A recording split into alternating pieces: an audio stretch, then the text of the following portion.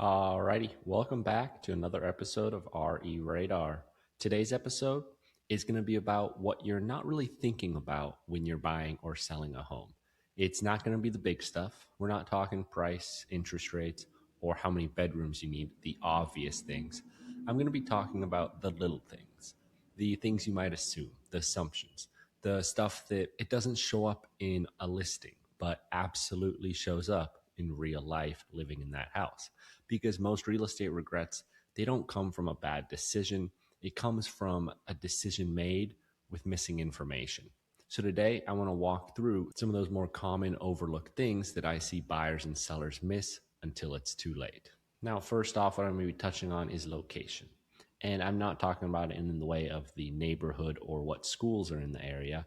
I'm talking about location as in what the land was used for and what's nearby. For example, if you're buying next to a gas station, dry cleaner, or laundromat, there's a real good chance of soil contamination on your property.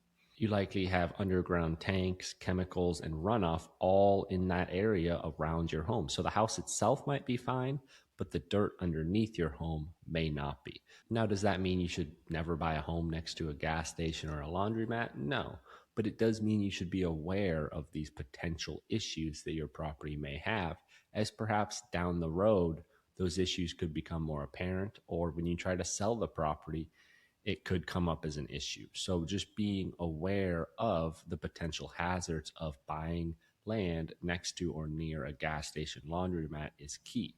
The same could be said about buying an older orchard or former industrial land or properties near rail lines. A lot of this stuff, it doesn't show up on a casual walkthrough that you might do, and buyers by themselves would rarely think to ask about it until an appraisal or resale issue might pop up.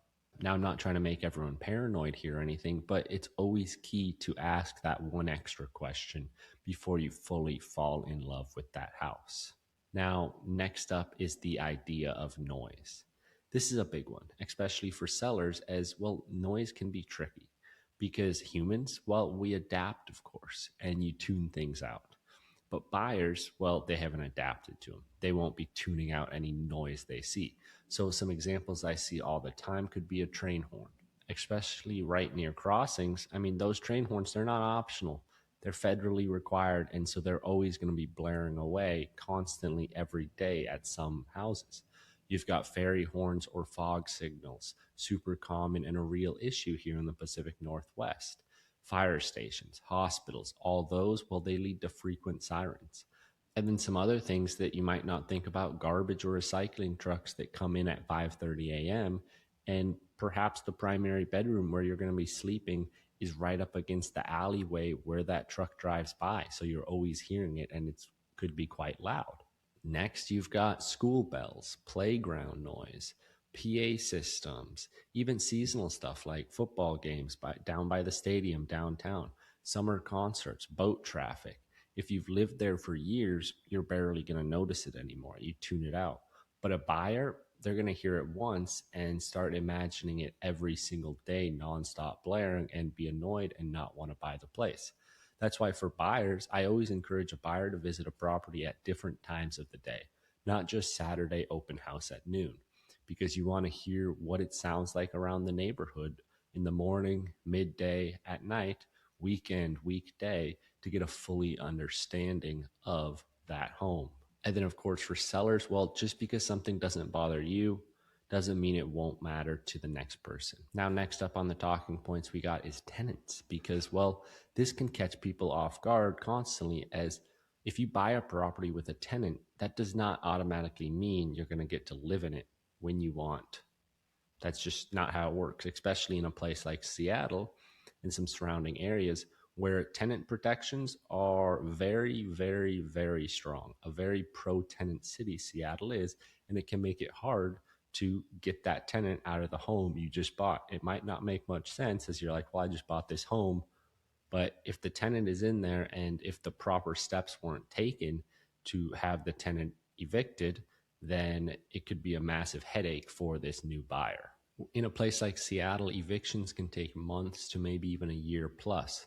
These notices, they have rules, and the timing for eviction notices are very key, And the process is, of course, often slower and much more expensive than people might expect going into it. Now, from the seller side, what I hear is, oh, the tenant will just move out when we sell. Well, sometimes they might, but other times they won't. And then sometimes they legally don't even have to. And so, from the buyer side, this is very key. If there's a tenant, you're not just buying the house, you're buying into a legal situation. Now, that doesn't make it automatically a bad purchase every single time. It just means you need to understand what you're stepping into before you close. Understanding in real estate is everything. Heck, understanding in life is everything, I say. Now, something else that people are often underestimating is how long everything actually takes. Selling a home doesn't start when you list it. It starts weeks, if not months earlier. We're talking repairs, prep, staging, photos. That can easily be 2 to 4 weeks to a few months, depending on the repairs and work you want done. Then there's the offer reviews. Then there's mutual agreement. Then there's closing, which is usually 30 or so days after the signing. So it very well could be a 3 month process from when you start working with a real estate agent to getting that home ready to sell to then getting that money wired into your bank account from the sale. Buying, it's the same.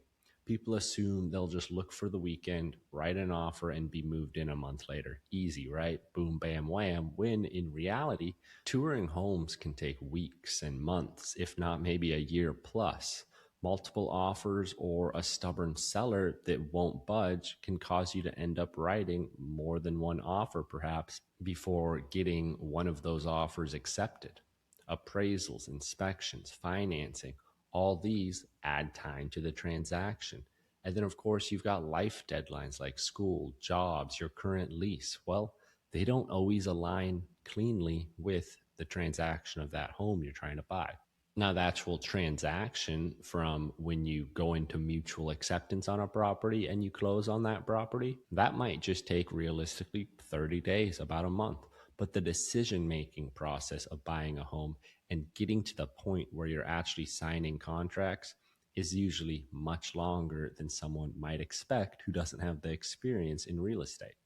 Now, inspections, they're important, but they don't tell the whole story. They don't tell you how much winter sunlight the house actually gets, where the water is pooling up during heavy rains, how the neighborhood uses the parking, whether that shared driveway feels shared in practice, how aggressive or relaxed an HOA actually is. So, an inspection, it's great. I always recommend them. They tell you what's broken. It doesn't tell you how it feels to live in the said home. That's where the experience, timing, and asking the right questions before you're buying a home matter so much. Now, just wrapping up, when I say what you're not thinking about, I don't mean you're doing anything wrong. I just mean real estate, well, it has a lot of layers. And most of the problems come from assumptions, not from surprises. The goal isn't to overthink every house, it's to think one step further than what that listing is giving you.